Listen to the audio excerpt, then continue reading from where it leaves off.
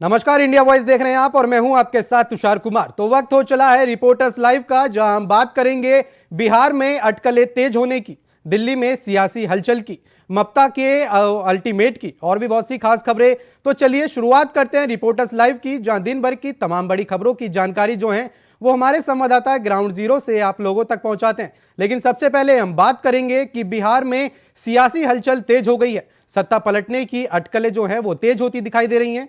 खबर पर ज्यादा जानकारी दे रही है हमारी संवाददाता ज्योति निषाद। बिहार में इस वक्त खेला हो रहा है। आपको बता दें कि सियासी गलियारे के बीच एक बड़ी खबर सामने आ रही है कि नीतीश कुमार मुख्यमंत्री पद से इस्तीफा देकर बीजेपी में शामिल हो सकते हैं और साथ ही कांग्रेस के 10 विधायक भी नीतीश कुमार के साथ एनडीए में शामिल हो सकते हैं। नीतीश ने बीजेपी के साथ मिलकर सरकार बनाने की कोशिशें तेज कर दी हैं। इसमें कांग्रेस के कुछ विधायक भी एनडीए का साथ दे सकते हैं। यही कारण है कि नीतीश कुमार ने अपने सभी सरकारी कार्यक्रमों को टाल दिया है। नीतीश के साथ कांग्रेस के टूटे हुए विधायक भी एनडीए में शामिल होंगे। सूत्रों के मुताबिक 122 के जादुई आंकड़ों को पार करने के लिए एनडीए गठबंधन को कांग्रेस के 10 विधायकों का भी साथ मिल सकता है। बीजेपी के सूत्रों के अनुसार कांग्रेस के 10 से ज्यादा विधायक बीजेपी के संपर्क में हैं। जब से ये अटकलें लगाए जा रहे हैं कि नीतीश कुमार बीजेपी में शामिल हो सकते हैं, तब से बीजेपी और आरजेडी और जेडीयू में लगातार बैठकों का जो दौर है वो जारी है। बता दें कि जब आखिरी बार नीतीश कुमार ने बीजेपी का साथ छोड़ा था, तब बीजेपी ने हमेशा के लिए नीतीश कुमार के लिए अपने दरवाजे बंद कर दिए थे और नीतीश कुमार ने कहा था कि चाहे मर जाऊंगा लेकिन बीजेपी में शामिल नहीं होऊंगा। लेकिन आज ये दौर जो है वो दोबारा से अटकलें लगाए जा रहे हैं कि नीतीश कुमार बीजेपी में आज रात तक शामिल हो जाएंगे और कल वो शपथ भी ले सकते हैं। लेकिन देखना ये होगा कि जो नीतीश कुमार हैं वो फिर से पलटेंगे या फिर ये सिर्फ एक अटकलें हैं।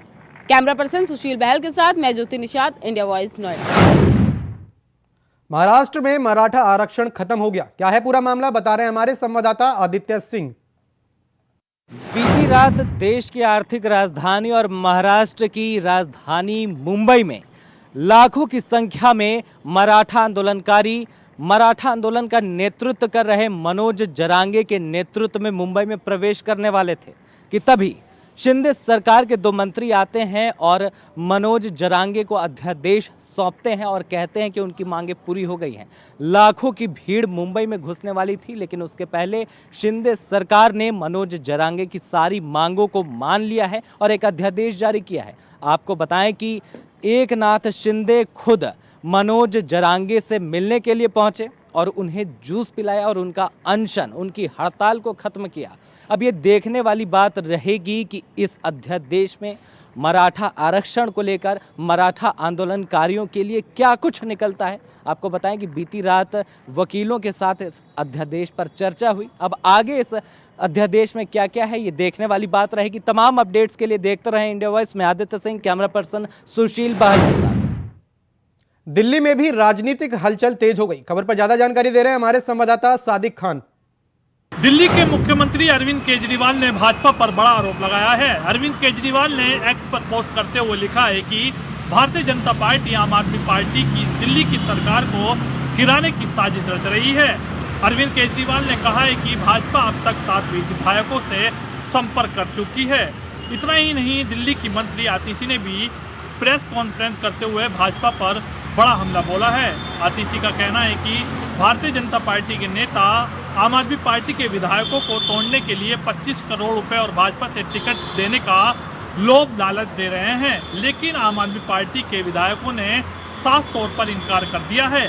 इतना ही नहीं, दिल्ली के मुख्यमंत्री अरविंद केजरीवाल का कहना है कि आम आदमी पार्टी से दिल्ली की जनता बेइंतहा मोहब्बत करती है।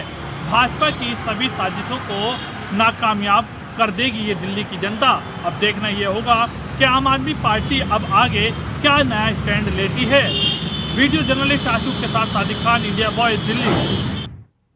उत्तराखंड कांग्रेस ने अपने राष्ट्रीय अध्यक्ष के देहरादून आगमन की तैयारियां जो हैं वो पूरी कर ली हैं। खबर पर ज्यादा जानकारी दे रहे हैं हमारे संवाददाता अभय कैंतुरा। 28 जनवरी को उत्तराखंड कांग्रेस अपने राष्ट्रीय अध्यक्ष के स्वागत के लिए पूरी तैयारी कर चुकी है। 28 जनवरी को कांग्रेस के राष्ट्रीय अध्यक्ष मल्लिकार्जुन खड़गे देहरादून पहुंचे, जहां पर उनकी जनसभा होनी है। इस जनसभा की तैयारी के लिए कांग्रेस ने पार्टी पदाधिकारियों को पूरी जिम्मेदारी दे दी है। कहा जा सकता है कि हजारों की संख्या में कल बन्नू स्कूल के मैदान में अपने राष्ट्रीय अध्यक्ष का स्वागत कांग्रेस के कार्यकर्ता करते हुए नजर आएंगे। कांग्रेस का ये एक तरीके से लोकसभा चुनाव के लिए शंखनाद है, जिसमें कांग्रेस इस शंखनाद के माध्यम से भाजपा को पूरी मात देने की कोशिश यहाँ पर करेगी। कांग्रेस के राष्ट्रीय अध्यक्ष मल्लिकार्जुन खड़गे अपने इस दौरे के दौरान पार्टी के कार्यकर्ताओं में ऊर्जा और उत्साह संचार करने का काम करेंगे, ताकि इस चुनाव में पार्टी के कार्यकर्ता जी जान से जुड़ सके, पार्टी की रीति नीति जनता के बीच पहुंच सके और पार्टी इस चुनाव के लिए मजबूत प्रबंधन के साथ, मजबूत संगठन के साथ चुनाव जीतने का काम कर सके। ये समझा जा सकता है कि कांग्रेस अपनी तैयारियां राष्ट्रीय स्तर पर कर चुकी है। उनके इस दौरे को लेकर उत्तराखंड में, देहरादून में विभिन्न तैयारियां यहाँ पर हो चुकी है, जिसमें जिम्मेदारी नेताओं को भी जुटाने के साथ साथ वहाँ पर जनसभा को सफल बनाने की भी रहेगी। प्रदेश जो कमेटी है, प्रदेश कमेटी है, उसने पूरी तैयारी यहाँ पर कर दी, नेताओं को अपनी जिम्मेदारी दे दी। अब देखना ये होगा कि कल मल्लिकार्जुन खड़गे जब देहरादून पहुंचेंगे तो किस प्रकार से अपना जुबानी हमला बोलेंगे। कैमरामैन हसन के साथ अभय कैंपुरा, इंडिया वॉइस, देहरादून। ममता ने केंद्र सरकार को दिया है अल्टीमेट। क्या है पूरा मामला, बता रहे हैं हमारे संवाददाता शिवम दुबे। तृणमूल कांग्रेस की प्रमुख और हाल ही में इंडिया गठबंधन से विमुख हुई ममता बनर्जी ने कल यानी 26 जनवरी 75वें गणतंत्र दिवस के समारोह के एक कार्यक्रम के बाद ममता बनर्जी ने भारतीय जनता पार्टी यानी केंद्र सरकार को अल्टीमेटम दे दिया है। आपको बता दें कि ममता बनर्जी का यह कहना है कि केंद्र सरकार अगर राज्य सरकार का बकाया राशि जल्द से जल्द भुगतान नहीं करेगा तो टीएमसी के जो कार्यकर्ता हैं वो बड़े स्तर पर प्रदर्शन करेंगे, विरोध प्रदर्शन जताना शुरू कर देंगे। आपको बता दें कि ममता बनर्जी का यह कहना है कि मनरेगा का जो पैसा है या मिड डे मील का जो पैसा है या प्रधानमंत्री आवास का जो पैसा है वो एक भी पैसा केंद्र सरकार की तरफ से राज्य सरकार को नहीं दिया गया है और उसको जानबूझकर केंद्र सरकार ने रोका है। आपको बता दें कि अगर आपको याद हो तो 20 दिसंबर को भी ममता बनर्जी और प्रधानमंत्री के बीच में एक बैठक हुई थी, जिस बैठक का कोई नतीजा नहीं था, यानी बैठक बेनतीजा थी। लेकिन अब ममता बनर्जी ने अल्टीमेटम दे दिया है कि अगर 7 दिन के अंदर केंद्र सरकार पैसे का भुगतान नहीं करती है तो इसका खामियाजा केंद्र सरकार को भुगतना होगा और इसके लिए व्यापक स्तर पर टीएमसी के जो कार्यकर्ता है या टीएमसी के जो नेता है वो विरोध प्रदर्शन करेंगे। अब देखना यह है कि केंद्र सरकार क्या बकाया राशि का भुगतान करता है कि नहीं। फिलहाल कैमरामैन सुशील बैल के साथ मैं शिवम दुबे, इंडिया वॉइस, नोएडा। बदायूं में सीएम योगी आदित्यनाथ ने एक दिवसीय दौरा किया। खबर पर ज्यादा जानकारी दे रहे हैं हमारे संवाददाता विजय कुमार। उत्तर प्रदेश के मुख्यमंत्री योगी आदित्यनाथ ने आज दातागंज जैसे क्षेत्र में एक एचपीसीएल प्लांट का उद्घाटन किया है, जो 133 करोड़ की लागत से बनाया गया है। आप मेरे पीछे देख सकते हैं कि इससे कुछ ही समय पहले यहां पर योगी आदित्यनाथ ने जो 133 करोड़ की योजनाओं के साथ साथ 44 योजनाएं और थीं जिनका उद्घाटन किया है और जिनकी बखूबी तैयारियां की गई थी, जिसको लेकर के तमाम यहाँ की जनता इनके कार्यक्रम को सुनने के लिए उमड़ी थी और भारी भीड़ जिसके लिए उमड़ी थी। यहाँ पर 133 करोड़ के प्लांट से, एचपीसीएल के प्लांट से यहाँ की जनता को जो है काफी फायदा मिलेगा, जिसमें 14 जिसका गैस का उत्पादन होगा और 16 टन 65 टन खाद निकलेगी और जो पराली किसान जला देते थे उस पराली के 100 टन प्रत्येक दिन की खपत से यह प्लांट संचालित होगा। कैंप इंडिया वॉइस के लिए बदायूं से विजय राठौर। उत्तराखंड में बीजेपी ने कई प्रदेशों में अपने प्रभारी बदलने का काम किया है। खबर पर ज्यादा जानकारी दे रहे हैं हमारे संवाददाता अभय कैंतुरा। लोकसभा चुनाव को देखते हुए बीजेपी ने अपने प्रदेश प्रभारी बदलने का सिलसिला शुरू कर दिया है। उत्तराखंड में दुष्यंत कुमार गौतम को प्रदेश प्रभारी की जिम्मेदारी दी गई है। पूर्व में भी उत्तराखंड बीजेपी के प्रदेश प्रभारी दुष्यंत कुमार गौतम थे। उन्हें संगठन का अच्छा अनुभव रहा है, उन्होंने यहाँ पर बेहतर काम किया है और उसी बेहतर काम को देखते हुए बीजेपी प्रदेश नेतृत्व आह्वान पर ये कह सकते हैं राष्ट्रीय हाईकमान ने सीधे तौर पर उन्हें अहम जिम्मेदारी दी है। लोकसभा चुनाव में बीजेपी अपनी 5 लोकसभा सीटों को पुनः जीत सके, उसके लिए प्रदेश नेतृत्व के आह्वान पर ये सब निर्णय यहाँ पर लिए गए हैं। ये समझा जा सकता है कि दुष्यंत कुमार गौतम को जिस प्रकार का अनुभव और नेताओं से जिस प्रकार के उनके में रहा है, उसी का परिणाम है कि बीजेपी ने उन्हें नेतृत्व जिम्मेदारी दी है और आगामी चुनावों में उसका महत्वपूर्ण लाभ बीजेपी को मिलेगा, ताकि बीजेपी 5 लोकसभा सीटें यहां पर जीत सके और बड़ा संदेश उत्तराखंड राज्य से पूरे देश भर में जा सके। बीजेपी के लिए उत्तराखंड राज्य महत्वपूर्ण है और यही वजह है कि बीजेपी ने निर्णय यहां पर लिया है। कैमरामैन नसरुल्लाह के साथ अभय कैंतुरा, इंडिया वॉइस, देहरादून। संभल में दलित छात्र के साथ हुई मारपीट। क्या है पूरा मामला, बता रहे हैं हमारे संवाददाता सतीश सिंह। गणतंत्र दिवस की स्पीच देने के दौरान दलित छात्रा ने जब जय भीम और जय भारत का नारा बोल दिया तो उसे भारी पड़ गया। कॉलेज के छात्रों ने इसे जमकर पीटा। हम आपको बताते चले कि पूरा मामला जनपद संभल के थाना बनेठेर के क्षेत्र के नरौली गांव का है।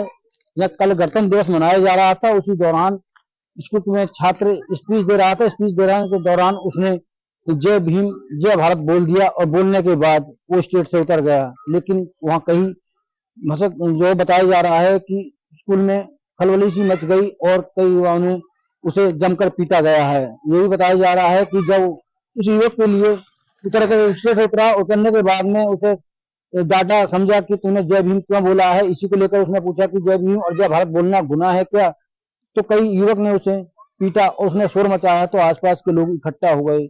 दलित समाज वहां इकट्ठा होने के बाद थाने पहुंचा और थाने पहुंचने के बाद जो उन छात्रों के खिलाफ मारपीट का मुकदमा दर्ज का प्रयास किया। लेकिन पुलिस ने कहा कि हम जांच कर रहे हैं, जांच के आधार पर कार्रवाई करेंगे। जांच के आधार पर 2 लोगों के खिलाफ मुकदमा दर्ज किया गया है। अब देखना होगा इसमें पुलिस क्या कार्रवाई करती है। सीओ का कहना है कि दोनों में आपस में विवाद चल रहा था। इसी को लेकर के वहां बताया जा रहा है कि जो है छात्रों में दोनों गुटों में विवाद हुआ था और उसके बीच झगड़ा हो गया। लेकिन छात्र का यह कहना है कि जब मैं स्पीच देने के दौरान जय भीम जय भारत बोला गया था, उसके बाद में मुझे छात्रों ने पकड़ लिया और जमकर पीटा गया है। कैमरामैन प्रसन्न के साथ मैं Satish Singh, India voice news Sambhal. Mathura में किन्नर महामंडलेश्वर हिमांगी सखी को पुलिस ने नजरबंद कर दिया। खबर पर ज्यादा जानकारी दे रहे हैं हमारे संवाददाता मोहम्मद फारूक। किन्नर महामंडलेश्वर हिमांगी सखी ने शनिवार को श्री कृष्ण जन्मभूमि से सटी ईदगाह के पास जाने का आह्वान किया था। उन्होंने कहा था कि ईदगाह की सीढ़ियों पर जाकर वो मांग करेंगी कि जो ईदगाह का सर्वे है वो कराया जाए और इसमें किसी को क्या ऐतराज़ है। मुस्लिम समाज के लिए भी उन्होंने कहा था कि मुस्लिम समाज का अगर उसमें कुछ नहीं है ऐसा तो सर्वे कराया जाए। अगर उसमें कुछ नहीं निकलता है तो ईदगाह मुस्लिम समाज की रहेगी और नहीं तो श्री कृष्ण जन्मभूमि ट्रस्ट को ये ईदगाह सौंपी जाए, उनका ये कहना था।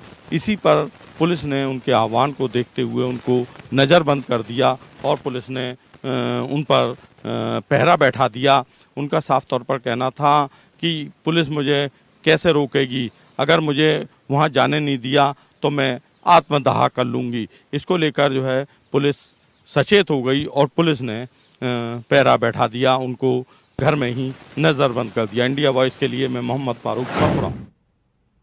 बरेली में मां बेटे की गोली मारकर हत्या कर दी गई। क्या है पूरा मामला, बता रहे हैं हमारे संवाददाता सनी गोस्वामी। जिसको लेकर अधिकारियों में हड़कंप मच गया। बता दें बीती रात कल 8:30 बजे की घटना बताई जा रही है, जहां पर एक जो मां और बेटे अपनी नर्सरी में काम कर रहे थे, वहीं पे कुछ युवक आए और उन्होंने उनके ऊपर गोलियां लगातार मारना शुरू कर दी, जिस पर उनकी मौके पर ही मौत हो गई। जैसे ही उनकी मौत की सूचना जिले के आला अधिकारियों को पता चली, वैसे ही आईजी, एसएसपी, एसपी सिटी से आला अधिकारी वहाँ मौके पर पहुंचे और जाँच करने में जुटे हैं। आपको बता दें अभी तक ये पता चला है जो ये मौत की जो मर्डर हुआ है वो इस कारण हुआ है क्योंकि बताया जा रहा है कि जो अभी तक मर्डर हुआ है ये बात निकलकर सामने आ रही है कि जो मृतक महिला है उसकी बेटी की शादी तय हुई थी। उसकी शादी तय हुई थी, इसके बाद में कुछ ही समय बाद में उसकी शादी टूट गई थी, जिसको लेकर ये रंजिश मानने लगे थे। आपस में दोनों परिवार रंजिश मानने लगे थे, जिसमें मृतका के पति की तरफ से जो तहरीर दी गई है उसमें उनके 2 लोगों के खिलाफ उन्हें नामजद किया गया है। वही एसपी सिटी का कहना है, राहुल भाटी का कहना है कि जो पति है, जिसका मृतका का पति है, उसकी तहरीर के आधार पर मुकदमा दर्ज किया गया है। उन्होंने कहा है कि उसके पति का ये कहना है कि उसकी जो बड़ी बेटी है उसकी शादी तय हुई थी अभी कुछ दिनों पहले, जिसके बाद में उसकी शादी टूट गई, जिसको लेकर शादी टूटने के बाद में उन दोनों की आपस में लड़ाई भी हुई है, काफ़ी कहासुनी हुई है, जिसके बाद में ये बताया गया है कि ये रिश्ता टूटने के कारण ही जो मर्डर, डबल मर्डर है, उसकी ये घटना हुई है। आपको बता दें जैसे ही ये घटना पूरे जिले से लेकर उत्तर प्रदेश में पता चली तो वहाँ पर हड़कंप मच गया। अब देखने वाली बात है, पुलिस कह रही है कि 2 लोगों के खिलाफ मुकदमा दर्ज कर लिया गया है और आगे की जाँच चल रही है। उन्होंने कहा है जाँच में जो भी निकल के आएगा उसके खिलाफ कार्रवाई की जाएगी। इंडिया वॉइस के लिए सनी गोस्वामी, बरेली। फिलहाल के लिए समय हो चला है एक छोटे से ब्रेक का, फौरन लौटेंगे, कहीं जाइएगा नहीं। ब्रेक के बाद स्वागत है आप सभी का। चलिए शुरुआत करते हैं, वो खबरों का सिलसिला आगे बढ़ाते हैं। सिद्धार्थनगर में पुलिस को एक बड़ी सफलता मिली। क्या है पूरा मामला, बता रहे हैं हमारे संवाददाता राकेश यादव। जोगिया कोतवाली की पुलिस को बड़ी सफलता हाथ लगी है। 3 शातिर चोरों को गिरफ्तार करने में सफलता पाई है। जोगिया कोतवाली क्षेत्र के पकड़ डीहवा के पास से 3 शातिर चोर को गिरफ्तार किया। उनके पास से ट्रैक्टर, टाली और रोटावेटर और 5 मोटरसाइकिल भी बरामद किया है, जिसकी कीमत कुल 15 लाख रुपए बताई जा रही है। ऑपरेशन त्रिनेत्र के तहत जगह जगह लगाए गए कैमरों के जरिए इन शातिर चोरों को गिरफ्तार किया गया है।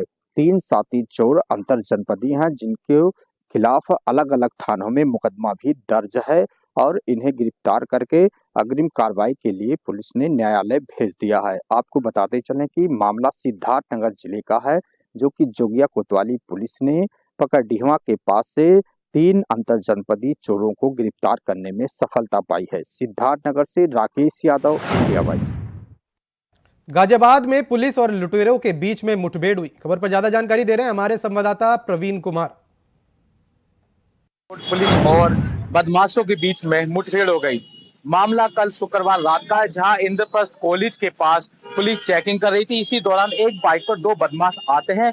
जब पुलिस उनको रुकने का इशारा करती है तो वो पुलिस को देखकर बाइक मोड़कर पीछे की तरफ भागने लगते हैं। पुलिस उनका पीछा करती है। पीछा करने के दौरान बदमाश पुलिस के ऊपर फायरिंग कर देते हैं। फायरिंग पुलिस अपने बचाव हेतु पुलिस ने भी बदमाशों के ऊपर फायरिंग करी, जिसमें एक बदमाश के पैर में गोली लग गई और वो बदमाश वहां गिर गया, जबकि उसका दूसरा साथी अंधेरे का फायदा उठाकर वहां से फरार हो गया। पुलिस ने जो बदमाश पकड़ा उसके पास से एक तमंचा और एक कारतूस भी बरामद की है, जो कि वो उसके बल पर लूटपाट करते थे। एसीपी रजनीश उपाध्याय का कहना यह है, जो पकड़ा गया बदमाश है उसका नाम नीतीश कसाना है और लोनी का रहने वाला है। पिछले कुछ दिन पहले उनके द्वारा 1-2 स्कूटी पर छात्रा जा रही थी, उनसे लूट की गई थी, उनका बैग छीन लिया गया था और एक आदमी का भी मोबाइल उन बदमाशों द्वारा लूटा गया था, जिनको आज पकड़ने में सफलता हासिल हुई है। फिलहाल उसका एक साथी जो फरार है, उसके लिए पुलिस ने टीमें लगा दी गई हैं और जल्द ही उस बदमाश को भी गिरफ्तार कर लिया जाएगा। गाजियाबाद से प्रवीण कुमार, इंडिया वॉइस। अलीगढ़ में लुटेरों के हौसले बुलंद देखने को मिल रहे हैं। खबर पर ज्यादा जानकारी दे रहे हैं हमारे संवाददाता मोहम्मद शाहनवाज। सब्जी व्यापारी के 7 लुटेरों को द्वारा लूट की वारदात को दिन दहाड़े अंजाम दे दिया गया, जिसके उपरांत व्यापारी के पास रुपयों से भरे बैग को लुटेरे लूट कर गोली मारने की धमकी देते हुए मौके से फरार हो गए।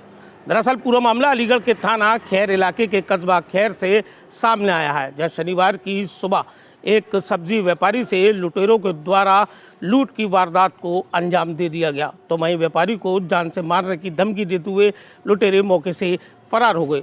इधर पूरे मामले में जानकारी देते हुए पीड़ित व्यापारी रामेश्वर दयाल कुशवाहा के द्वारा बताया गया कि उसकी खैर कस्बा में एक सब्जी की आड़त है और वह सुबह सवेरे अपनी सब्जी की आड़त पर जा रहा था, तभी उसके बैग में 5,78,000 रुपये व अन्य दस्तावेज मौजूद थे।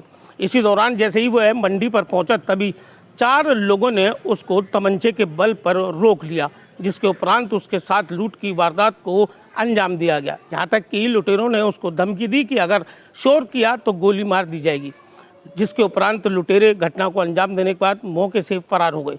इधर आनन फानन में पीड़ित व्यापारी के द्वारा क्षेत्रीय पुलिस को अवगत कराया। इधर पुलिस ने तत्काल हरकत में आते हुए आसपास के सीसीटीवी खंगाले और पीड़ित व्यक्ति की तहरीर के आधार पर मुकदमा लिखते हुए कार्रवाई शुरू कर दी। वहीं पूरे मामले में जानकारी देते हुए क्षेत्र अधिकारी खैर राजीव द्विवेदी के द्वारा बताया गया है कि हमारे द्वारा 5 टीमों को गठित कर दिया गया है। लुटेरों की पहचान वहां लगे सीसीटीवी कैमरों के माध्यम से हो चुकी है। लगातार पुलिस लुटेरों की तलाश करने में जुटी है और जल्द ही लुटेरों को गिरफ्तार कर जेल भेजने की कार्रवाई की जाएगी। अलीगढ़ से मोहम्मद शाहनवाज, इंडिया वॉइस।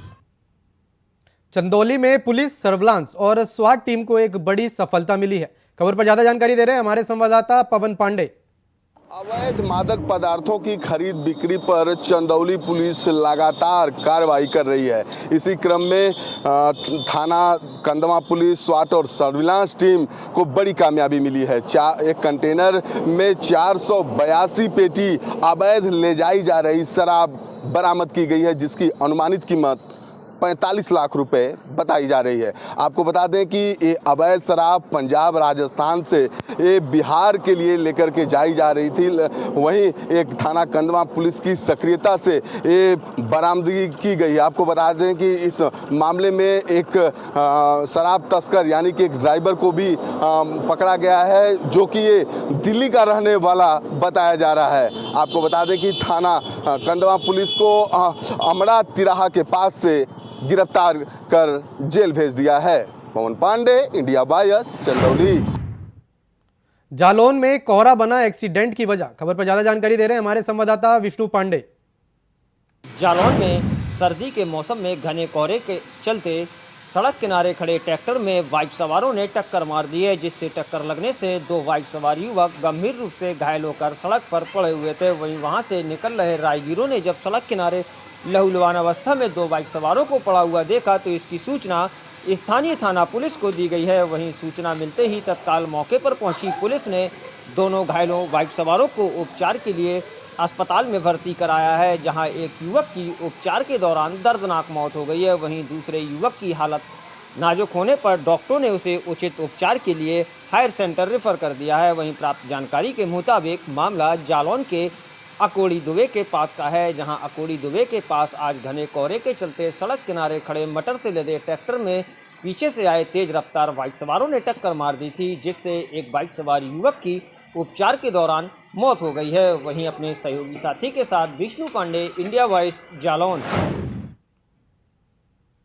फिलहाल के लिए रिपोर्टर्स लाइव में इतना ही। देश और दुनिया की तमाम बड़ी खबरों को जानने के लिए बने रहें इंडिया वॉइस के साथ। नमस्कार।